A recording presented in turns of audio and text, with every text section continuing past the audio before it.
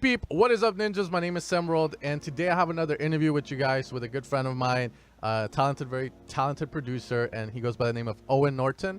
What's up, Owen? Yo, hey, you brother. good?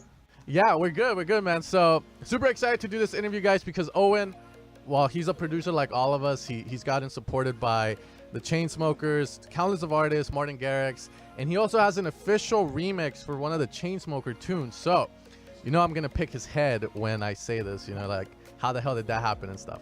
But he has a new single coming out this Friday, tomorrow, or today, if that's when the video gets released. So make sure to check it out. I'll leave the link in the description and comments. So Owen, why don't you introduce yourself to us? Tell us a little bit about yourself and about your sound, bro. Yeah, so I'm Owen Norton. I'm 17 from Leeds in England, and I'm just a producer, I guess, like as you said, like all of us. But yeah, I'm sort of trying to test out different sounds with a lot of different songs. Like the new song I have tomorrow, it's more of a radio song. And before I've done like club songs, the remix I did for the Chainsmokers, it's like a club version of their existing records. And yeah, so I'm just wanting to sort of widen, I don't know, just like widen my sound and cater to everyone, I guess. So I think that's extremely important as a producer. Like some people stick to one sound, but I want to cater to everyone. I guess that's. Yeah, like I saw your sound, dude, because I've been hearing your music now, and you had like that like progressive house tune, which like very anthemic with the super sauce, and now you have like a future based vibe with this new song. Yeah. So that's really dope. You're going in that direction. So, but I guess you can always hear the same sort of sounds inside it because it's like the same. I use the same synths, if you know what I mean, but it's just in a different genre. So I guess I have a sound in that style, but. Oh yeah, that's what's up. I mean, like future bass and progressive house is like kind of like the same vibe in the sense that they use the same sounds almost. It's just different beat patterns and BPMs and all that as well. So yeah, I was hearing your new track, man. So first off, I think the question with that track is, how did you start making that track? Because it sounds dope. I just checked it out and it was fucking huge. Yeah, it was a follow. I've already got a song out called it's called like Liberty. I'm not sure how exactly everyone pronounces it, but the day I released that song, I thought I want to do another one like it. So I wrote this song, like the instrumental, pretty much in the day, like the first idea. And then I just sort of forgot about it for a while and said I wanted it to be a vocal song, but I never found like the right vocal to use in it.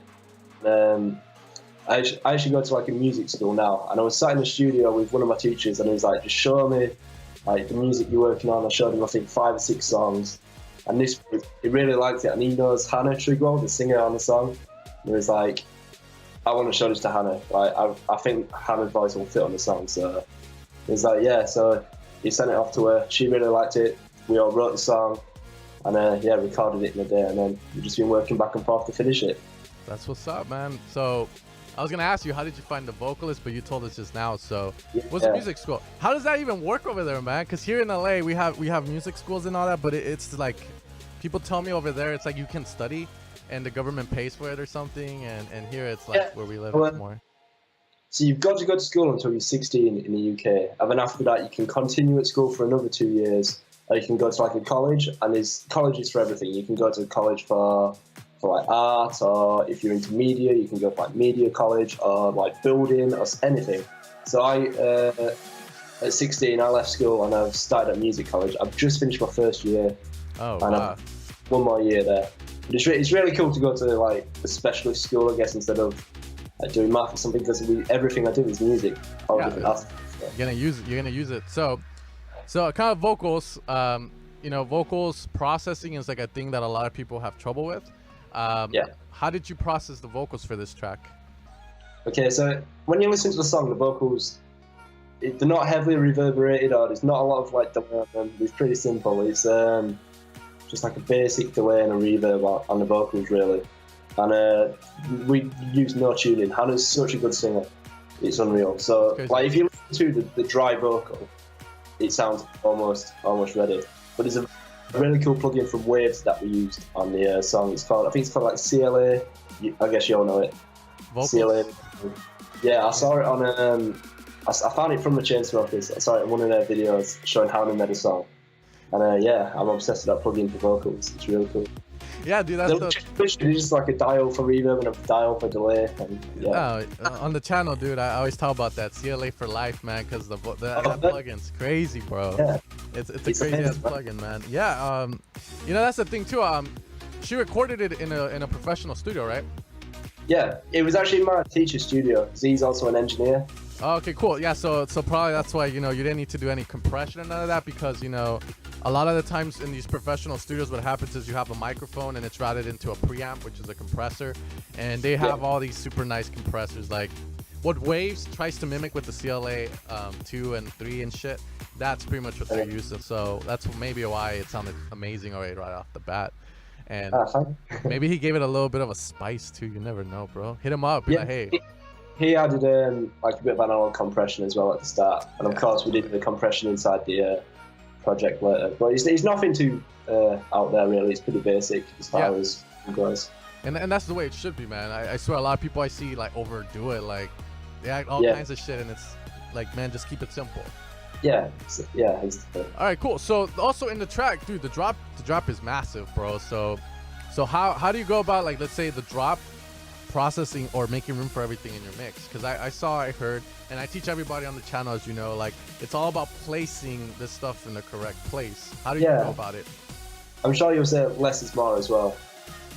There's not a lot going on. A chord, it's just laid up chords and a lot of EQ. Is it called remedial EQ? I don't know I'm not a technical producer at all, so I don't know. I'm just EQing different frequencies out of different things to make room. Obviously, low cutting the chords and everything else, apart from the kick and the bass, to make room for the bass. And just a sine bass, and it's a preset I have called hard bass. I use it in every song. I don't actually know what kind of bass it is, but yeah, I've got my own presets for everything now. You know, when you build up a collection. No, yeah. So I mean, that's cool, man. So like let's say your chords, right?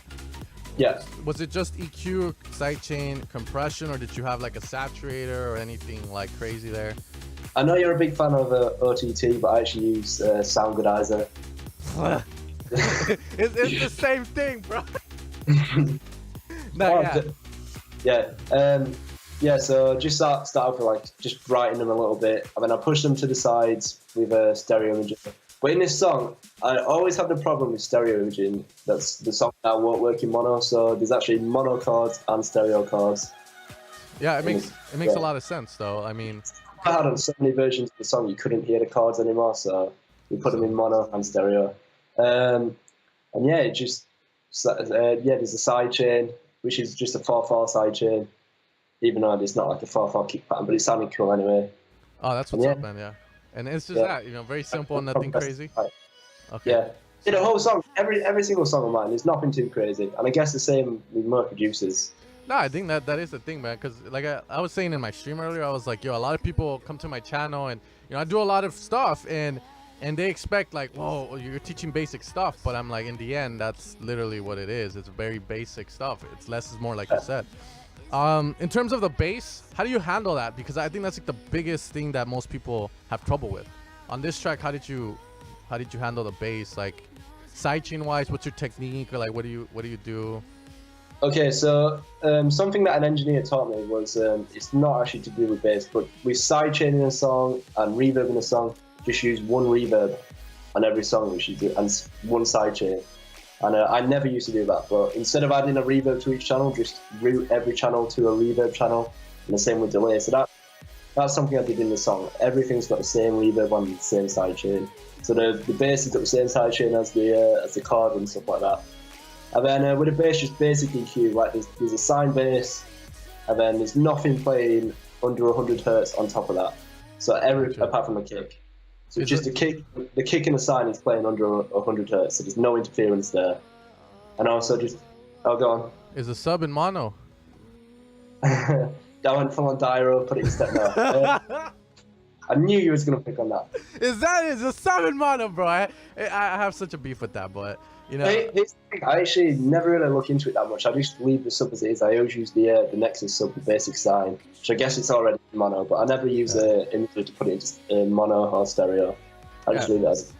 Yeah, because dude, try putting a sine wave in stereo, like add like two voices. The day I thought a tweet, I actually did that, and it was it was like weird. It's not.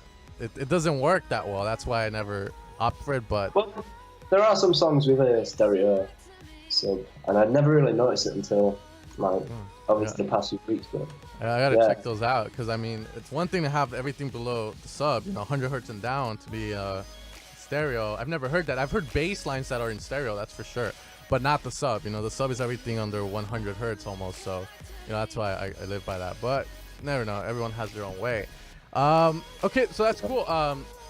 All right, cool. So I mean, the track is awesome, and so what about like that Chainsmokers remix that you did, right? Like, how did that come about? That's something I think people want to know about, like whole marketing side of it and shit like that. Yeah, well, this is going to annoy people, because it always annoys me when people say, "Oh, how did you manage to get in contact with someone?" But actually, I've been sending songs to the Chainsmokers for ever since Solo. So yeah, I managed to sort of build a bit of a connection just with Alex. Everyone knows who Alex is out the Chainsmokers. That's the good-looking one. That's the good-looking one, right? The one with the nice hair. No, that's true. Oh, that's true.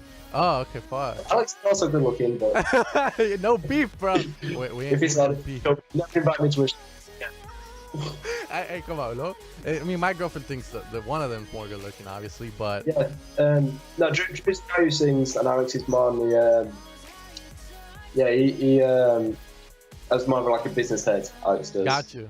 I know that he does a lot of the emails and he sorts out the collaborations and stuff like that. So yeah, but I always send them tracks and they give me feedback, and from that built up an idea, built up a friendship. Yeah. I got you, man. And then in I think it was February, they were playing in the tour in my city, and I saw the show was sold out, and I just literally messaged Alex. He's like, "Yeah, you can come, whatever. We'll hook you up.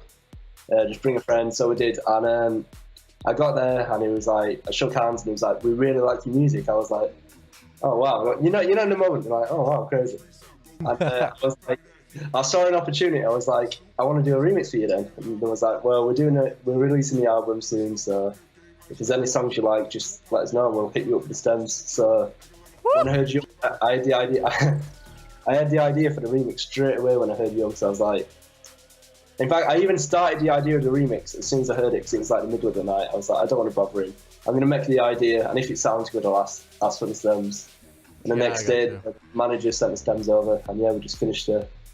I finished it in like 2 or 3 days, so yeah, that was cool. Yeah, dude, I remember you telling me about it too. You were like, "Yo, like they're gonna send me the stems." I'm like, "No, don't tell anybody, because everyone's gonna ask for them." Like, crazy. Yeah, sure. And it was one of the things as well. I think I showed you it before I showed them, because I didn't want to. Every producer gets to make something. I think it could be something really cool, and then the next day it's actually not that good. And I didn't want to. I'm basically embarrassed myself in front of the Chainsmokers. So yeah. That's what's up, dude. So the whole connection with them was you sending them demos, pretty much, and then them responding back to them demos. Start off with just like finished releases, like promos. Yeah. And as you become closer with producers, you can send them ideas that you're working on and ask them where to take something. Yeah. Got you, man. That's awesome, though. I mean, because. Yeah, I mean, like, I've always believed it's that connection you make with the DJs first that really, you develop a friendship, and then you can get signed to big labels. Because I've never met anybody, honestly, that sent a track to a label without knowing anybody and getting it signed. It's really rare for me to see that, so that's why I made that one video, how to get signed to any label. And you're pretty good, because now you got official Chainsmokers remix, promoted by Martin Garrix as well. Why don't you tell us about that? Supported, sorry. Yeah. So I guess it's a similar thing with the Chainsmokers. I think I got to know him through Bass Jackers. You know Bass Jackers as well, right? Yeah. I also got really super lucky meeting him. It was in the. He was also playing a show in Leeds. It was when I was like 15 or something like that, 14 or 15. And the promoter of the night actually followed me on Twitter, and so I sent him a DM saying, "Is there any chance I can get into this club?" And he was like, "Yeah, sure. Come at, I think it was like 1 a.m. or something like that." And me and my dad came to the club, but I got to meet him. I gave him a USB with like my demo on, as you do. Oh shit! And there's a song there he really liked, and he started playing. And I think Garrix heard it, and then he got in contact with me asking for a download so he could play it.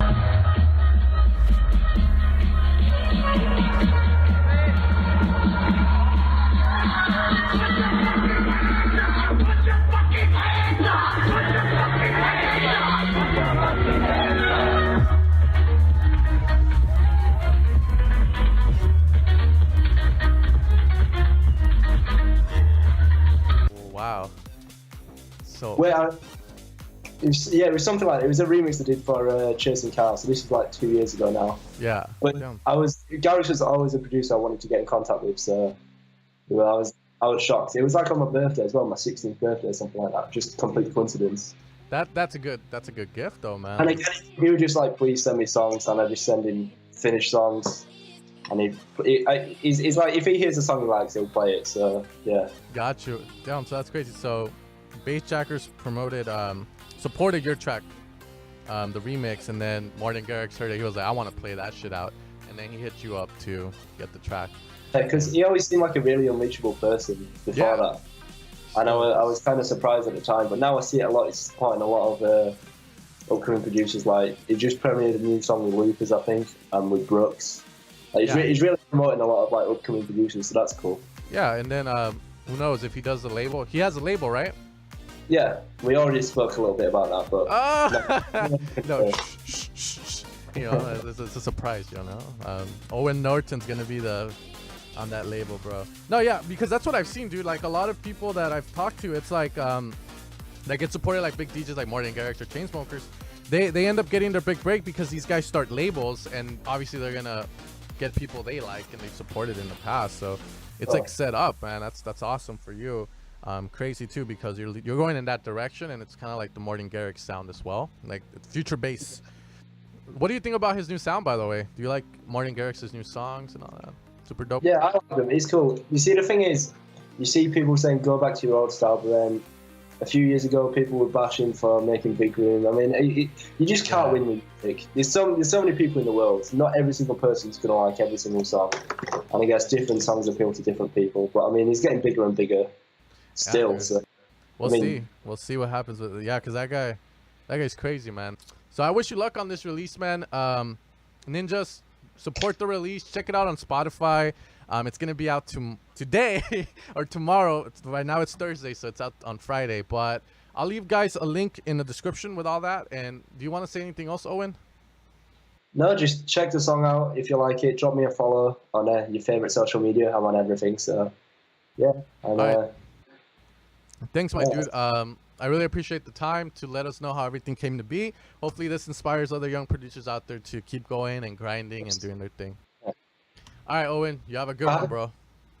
Nobody knows how you talk to me when we're alone.